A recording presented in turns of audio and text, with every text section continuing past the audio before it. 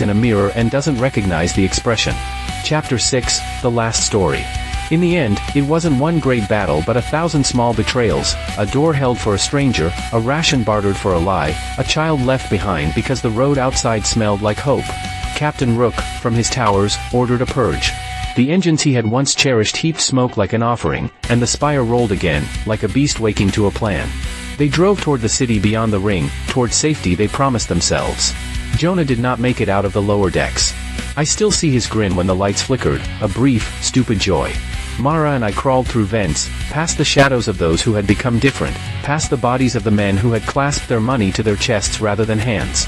At the topmost balcony, where glass met the sky, Captain Rook stood with his hands on the rail, a man who believed he could outrun consequence. He had built his life on a wheel of exclusion. I thought of the child's drawing, of the faint, hopeful smile. I thought of the dead learning to imitate us and wondered if imitation meant inheritance. The last thing I saw of Rook was not his face but his hands, fumbling at a radio he had once used to command the city. Below him, like a tide, the dead moved with purpose, and behind them the Spire rolled toward a horizon that had no use for the distinctions we had worshipped. When dawn came, if it deserved the name, the world smelled of wet iron and old engines. The Spire was a scar on the landscape, and the dead were a new kind of nation. I sat on a broken step and told the story to anyone who would listen. Stories, I had learned, were tools as sharp as any blade. They could summon courage or convict. If you watch closely, you might see it now, small groups of the dead arranging themselves, placing 2 smoldering boards to bridge a gutter, stacking cans like a crude ladder. They are learning to build what we break. They do not appear to fear themselves. They do not appear to hate us.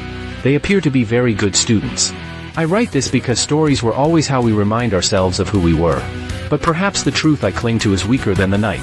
Perhaps the real terror is not that the dead will devour us, but that they will keep our architecture and teach our worst lessons back to us, polished and sharpened. And as for me, Elias, I keep telling the tale because to tell it is to stay awake. To stay awake is to try to change what is coming.